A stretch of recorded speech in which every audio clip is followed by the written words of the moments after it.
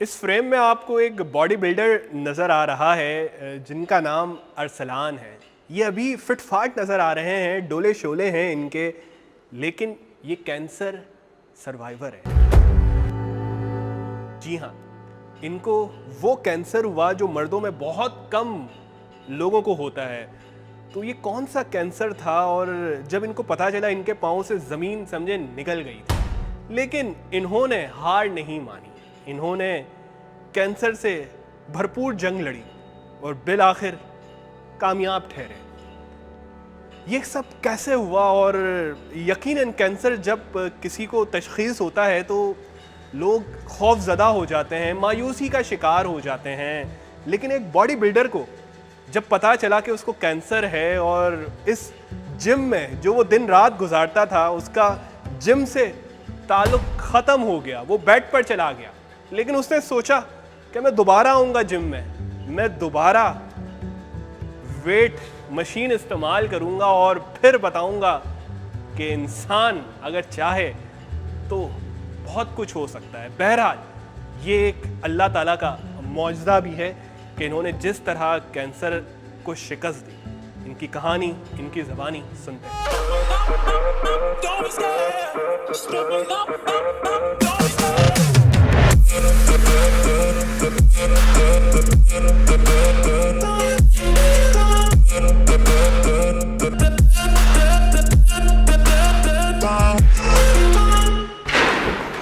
मैं एक certified diet nutrition हूँ यूनिवर्सिटी ऑफ फ्लोरिडा से, और लेवल 2 का पर्सनल ट्रेनर हूँ। और मैंने डिग्री ली हुई है फिजियोथेरेपिस्ट की भी, और मैं स्विस फार्मा से टैबलेट एंड सिरप में भी सर्टिफाइड हूँ। और मुझे तकरीबन ऑलमोस्ट 18 से 20 साल हो गए हैं इस फिटनेस इंडस्ट्री में एज अ ट्रेनर। मुझे जो है वो एक कैंसर हुआ था 3rd स्टेज पे, जिसका नाम है डर्मा सार्कोमा। एक बेसिकली स्किन कैंसर होता है, बट आप इसको जब छेड़ दें तो ये आगे जाके जो है वो डिजीज़ बॉडी के अंदर फैलती रहती है। ये समझता था मैं बॉडी वैक्स, क्योंकि फिटनेस ट्रेनर हैं तो हम बॉडी वैक्स कराते हैं, तो हम बॉडी वैक्स कराते थे तो हम समझते थे वो हेयर रिमूवल पे आ जाते हैं दाने, तो वो होगा। लेकिन ये जब 6 महीने बाद मैं एक्टिव हुआ तो मुझे पता चला अच्छा ये इतना सा दाना जो है ये इतनी बड़ी चीज़ थी। नॉर्मल ये दुनिया में जो है ना 11 लोगों को ये बीमारी है, जिनमें से एक मैं भी हूँ। अल्लाह ने मुझे भी चुन लिया इस बीमारी के लिए, और इन 11 लोगों में से सिर्फ हम 2 लोग बचे हैं। वो जो बाकी के लोग थे ना, वो इस बीमारी की जो पेन है ना और स्ट्रेस है वो बर्दाश्त नहीं कर पाए। कुछ डॉक्टर के पास गया, उन्होंने स्ट्रेट अवे मना कर दिया कि आपका कुछ नहीं हो सकता, यू हैव ओनली 1 मंथ। किसी ने बोला आप 10 दिन है आपके पास, किसी ने बोला आप 10 दिन है आपके पास। और ऑब्वियसली आप जब ये चीज़ें सुन लें कि यार आपके पास इतना सा टाइम बचा है, तो आप क्या, आपके दिमाग में बैक माइंड में क्या चल रहा होता है कि यार अब तो कुछ नहीं बचा लाइफ में। ऑब्वियसली आपने एक टाइम ड्यूरेशन दे दिया कि आप इसके बाद मर जाओगे। आपके बैक का मसल निकाल के, जिसको पैक्डोमल मसल कहते हैं, वो निकाल के आपके चेस्ट पे लगाया जाता है और आपका चेस्ट डिस्पोज ऑफ किया जाता है। अब ये एक बहुत बड़ी सर्जरी थी। अब एक फिटनेस बंदा, फिटनेस का जो क्रेजी और मैनियक जिसे कहते हैं, उसको जब ये बात पता चल जाए कि उसकी बॉडी में से एक मसल निकलने वाला है, तो उसका तो कैरियर ख़त्म।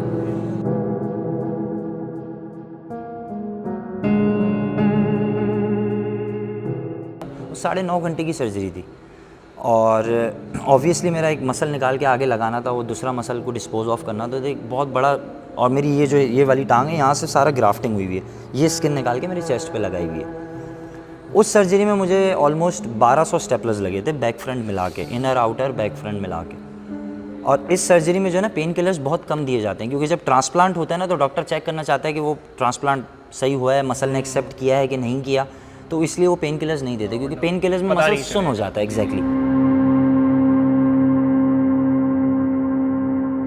मैं सीधा नहीं लेट सकता था, मुझे फिट्स पड़ते थे क्योंकि पीछे मसल नहीं था।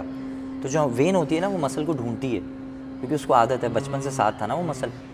तो मैं लेटता था तो मुझे एक फिट, मैं बिस्तर से उछलता था तो मुझे फिट्स पड़ते थे। नींद भी नहीं आती? बिल्कुल नहीं आती थी, घबराहट, वो ऐसा लगता था कोई पावर भर रहा है और अचानक से वो छोड़ता है, इलेक्ट्रिक शॉक लगता था। तो मेरे फादर ने मुझे ऐसे कुर्सी ला के दे दी थी, उस पर जो है वो यहाँ पे फॉर्म लगा के, बस मैं उस गर्दन पे ऐसे, मैं 6 मंथ ऐसे सोया हूँ।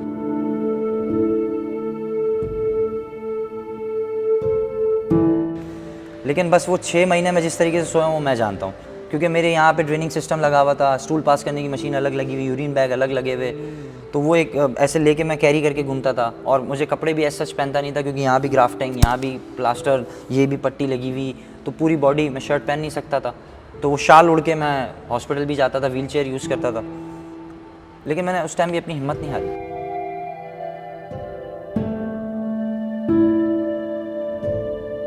तकलीफ दे सबसे ज़्यादा पहलू कौन सा था? ये जब आप सर्जरीज हो रही थी, 9 घंटे आप बता रहे हैं सर्जरीज हुई है आपकी, तो उस वक्त ज़्यादा चीखें निकली या क्या? इंसान कभी ना कभी तकलीफ तो एक हद तक ही बर्दाश्त कर सकता जब है मेरी ना? बैंडेजेस होती थी, रेगुलर बेसिस पे मेरी बैंडेज चेंज होती थी, और वो जब बैंडेजेस चेंज होती थी ना, तो वो मैं अभी भी मैं आपको बता रहा हूँ तो मेरे गूस बम्स खड़े हो रहे हैं। और ये फैक्ट है, मैं अभी कभी नहीं भूलता वो चीज़। मैं कभी कभार रात में सो भी रहा होता हूँ ना, तो मुझे अचानक से ख्वाब में कुछ आता है ना, तो मैं उठ जाता हूँ। वो पेन ना मैं नहीं बता सकता आपको, एक्सप्लेन नहीं कर सकता। वो पेन, वो बेरेबल पेन नहीं था, लेकिन उसकी भी 3 महीने, वो 3 महीने कंटिन्यूसली चली है। मुझे रोज़ाना होती थी, रेगुलर बेसिस पे मेरी बैंडेजेस चेंज होती थी, चेस्ट की भी, बैक की भी, मेरे हाथ की भी, मेरे थाई की भी।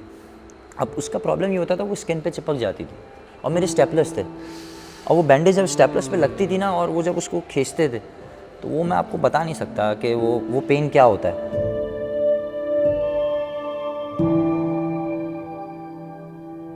मायूसी भी कहीं ना कहीं इंसान को आती सर है। होती है, बिल्कुल आती है। बिल्कुल होती है, क्योंकि एक इतना बड़ा स्कार आ जाना चेस्ट पे, और एक इतनी खूबसूरत बॉडी एक बंदे ने बनाई, उसके बाद फ़ौरन से उसकी बॉडी पे इतना बड़ा स्कार। तो मैं खुद शर्ट उतारते हुए 10 दफ़ा सोचता था कि यार लोग देख के क्या बोलेंगे, और लोग बोलते थे, देख के बोलते थे यार ये क्या हुआ हुआ है, क्या नहीं हुआ हुआ।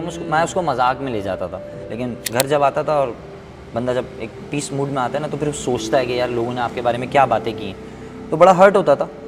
लेकिन मेरी वाइफ़ ने, फिर मैं वही बोलूँगा, वाइफ़, मदर और मेरे फादर ने, मेरी सिस्टर्स ने बहुत सपोर्ट किया मुझे इस वक्त। और आज का दिन है कि उन्होंने मुझे ये समझाया कि इसको अपना बैज बना लो, ये तुम्हारा प्राइड बैज है।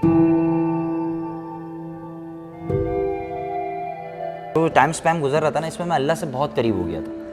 तो जब अल्लाह से कोई चीज़ करीब हो जाती है ना, तो फिर अल्लाह उसको, उसका सहारा फिर अल्लाह ही बनता है। और मेरे साथ सेम एज इट इज़ यही चीज़ हुई। इस बीमारी से पहले मैं, अल्लाह माफ़ करे कहना नहीं चाहिए, अल्लाह से बहुत दूर था, लेकिन इस बीमारी के बाद मैं अल्लाह से बहुत करीब आ गया। नहीं, वो तस्वीर आज भी हम देख रहे हैं, आप इस जिम में लगी हुई हैं, एक हट्टा कट्टा इंसान, ये डोले शोले, और फिर अचानक से बेड पर आ जाए तो, और फिर डॉक्टर भी कहते हैं कि अब आपने ट्रेनिंग नहीं करनी, तो वो दिन जिम से दूरी वाला कैसा गुजरता? तो मेरी वाइफ़ क्या करती थी कि मुझे जो है ना, वो शाम के टाइम वॉक पे जब ले जाती थी ना, तो मुझे बोलती थी चले मैं आपको जिम लेके चलती हूँ। और मेरी वाइफ़ मुझे जिम ले जाती थी, और वो बाहर जिम के रहती थी, मुझे जिम में अंदर बिठा के कहती थी आप आधा 1 घंटा यहाँ बैठें। फिर मैं लोगों को ना वर्कआउट करते हुए देखता था, तो मैं ये रोज़ करता था। हफ्ते में 3 दिन तो मैं करता ही था, मेरी वाइफ़ मुझे साथ लेके जाती देखते थे, सिर्फ बैठ के देखता था, क्योंकि मैं नहीं रह सकता था ना इस चीज़ के बगैर, और मैं सोचता था कि मैं एक दिन करूँगा। दोबारा जिम में आए और फिर ट्रेनिंग शुरू की, वो पहला दिन, और फिर जब जिम से दूर हो गए वो आखिरी दिन, वो ज़ाहिर एक्साइटमेंट, वो सारी चीज़ें फिर कैसे रिकॉल हो रही थी कि यार देखो मैं दोबारा आ गया। एक इंसान को मोटिवेशन भी मिलती है। बिल्कुल ऐसे। अच्छा, फर्स्ट डे जब मैं जिम ज्वाइन किया था अपनी बीमारी के बाद, तो मुझे डॉक्टर्स ने स्ट्रिक्टली मना कर दिया था कि आप आधा किलो से भी ज़्यादा वेट नहीं उठा सकते, क्योंकि मैं बाइक राइडर भी था, मुझे हैवी बाइक्स का बहुत शौक था, तो मैं बाइक राइड भी करता। डॉक्टर ने स्ट्रिक्टली मना कर दिया था कि आप अपनी हैवी बाइक्स वगैरह नहीं चला सकते, क्योंकि उसका एयर प्रेशर बहुत ज़्यादा होता है। लेकिन जब फर्स्ट डे मैं जिम आया और मैंने वेट लिफ्टिंग की, 2 किलो मुझे अभी भी याद है, 2 kg से मैंने इसी जिम में, जहाँ आप मेरा इंटरव्यू ले रहे हैं, इसी जिम में मैंने अपना वर्कआउट वापस स्टार्ट किया था।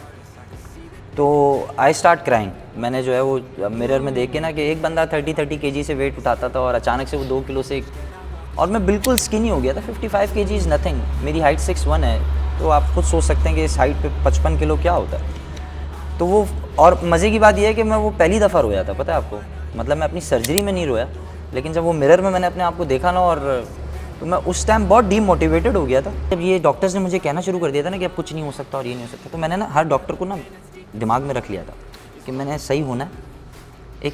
मैंने एक तसल होती है ना, मैंने वो लगा ली थी उन डॉक्टर्स से कि मैंने अब सही होना है और इनको दिखाना है।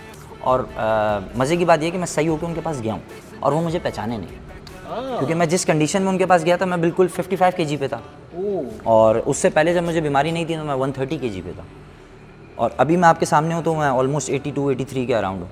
तो इस कंडीशन में जब मैं उनके पास गया तो वो मुझे पहचाने नहीं। फिर मैंने उनको बताया कि मैं वो कैंसर सर्वाइवर जो आपने जिसको बोला था।